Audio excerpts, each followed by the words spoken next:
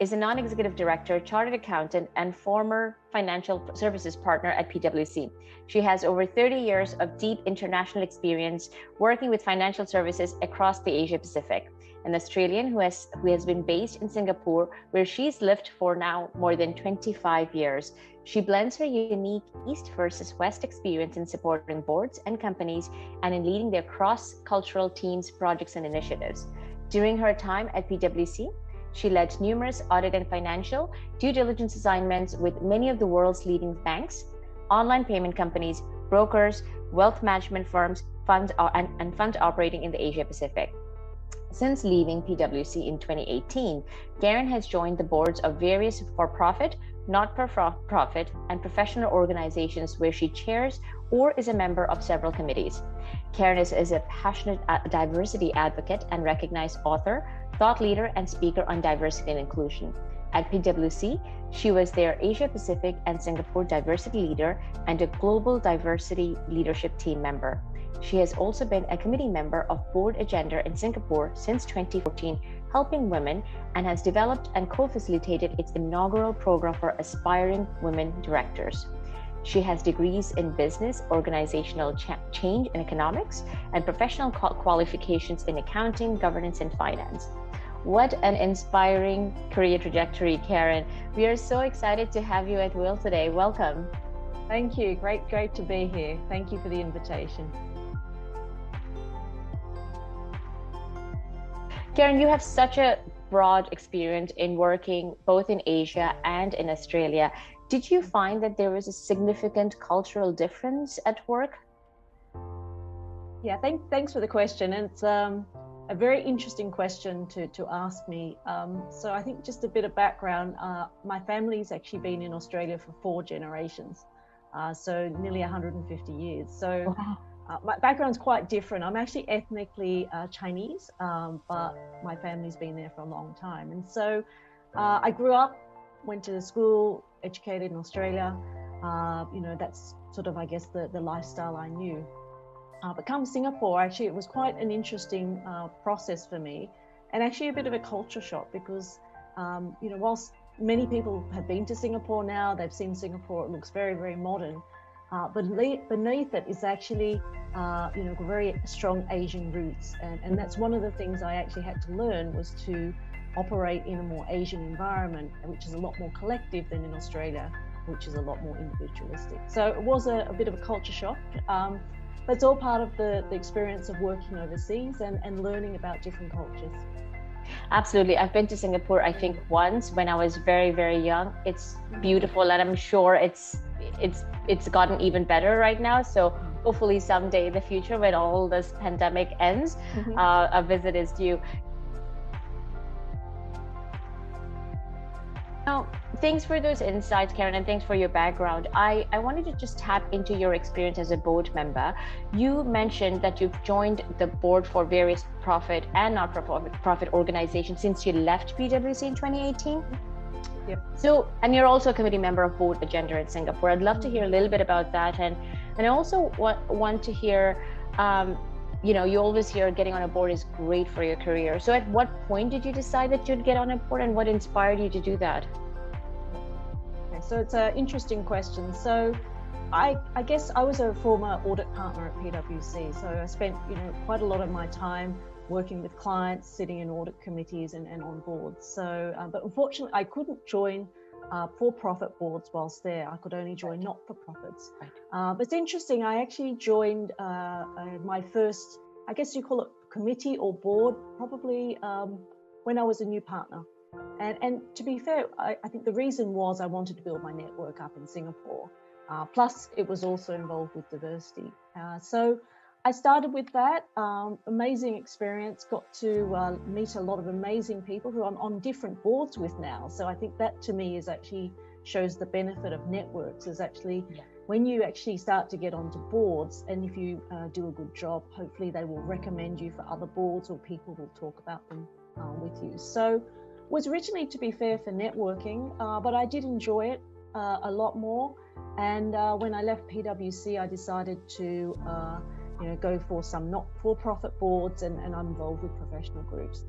Now, on board agenda, I actually joined that when I was still with PwC. It's a group that is supporting getting more women on boards in Singapore.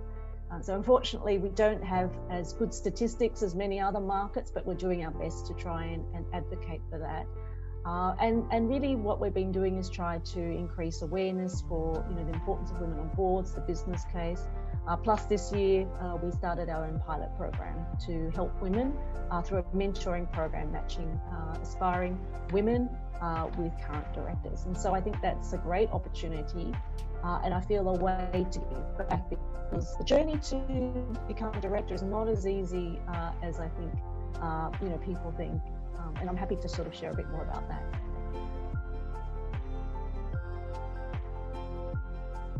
You tapped into something really important about the reason you joined boards was to build network. You wanted to tap into the diversity agenda.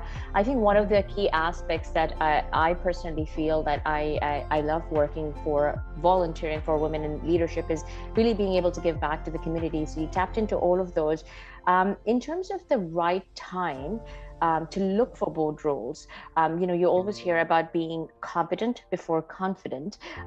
How do you determine, okay, so I can work as well as continue to engage myself in a nonprofit organization, and then at what point do you decide that maybe a for-profit organization might be a good place to start? How do you become that effective board leader? Is there a skills matrix that you tap into? How do you do that? Yeah. So I think firstly, I would actually recommend that the earlier you can get involved with not-for-profits, I think the better, because I think one thing that I have learned over the years is it's very different being in executive roles from a board role. Executive role, you've got various stakeholders you're dealing with, the deliverables are different. Being on boards is actually part of being a team, and you have to learn to be a team player and contribute. But also it allows you to broaden your skills out if you actually get onto boards at an earlier level, even if it is a not-for-profit and not-for-profit. So I would always encourage people to go out and try and get those roles earlier rather than later, to get the experience of meeting people, on being in a group, on actually understanding the group dynamics of being on a board. Now, in terms of skills, I think you do also need to start preparing and being able to work on the types of skills that you need to or may need for future roles. So one piece of advice that I was given when I was starting to look for boards is actually think about what are the industry or industries that you specialize in.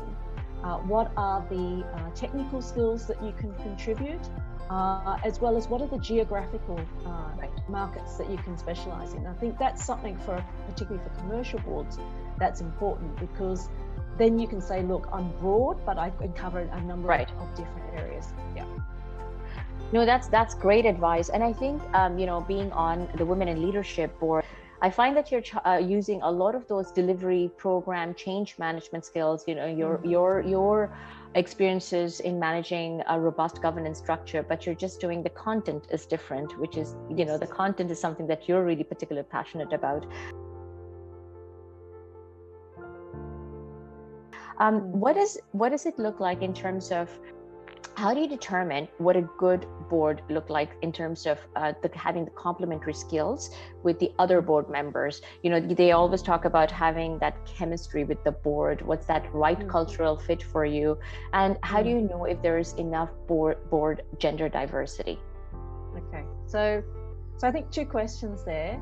So I think to me, you do need to think very carefully about the boards you step onto, because there are liabilities in many cases, but you also want to make sure that you're contributing and you're being valued.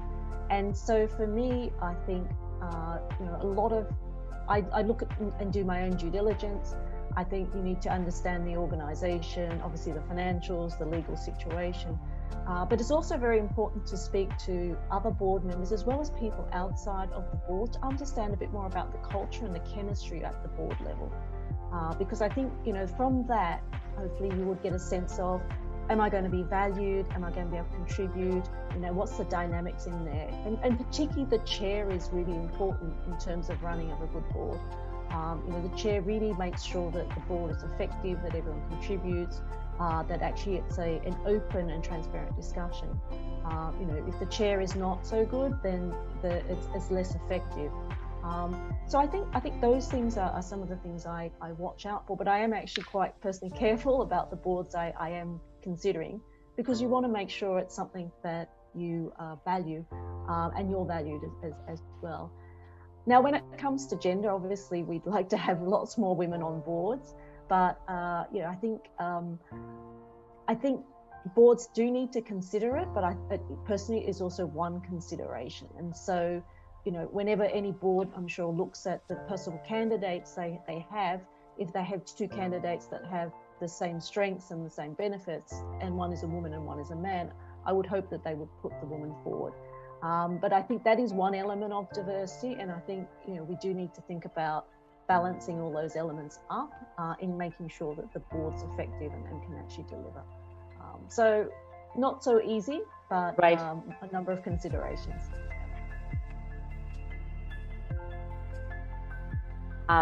Today, I would like to now talk about you're working on a book. Yes. A little bit about your book. Yeah, so very busy at the moment on my book. So I have this big passion for cultural diversity in my own country.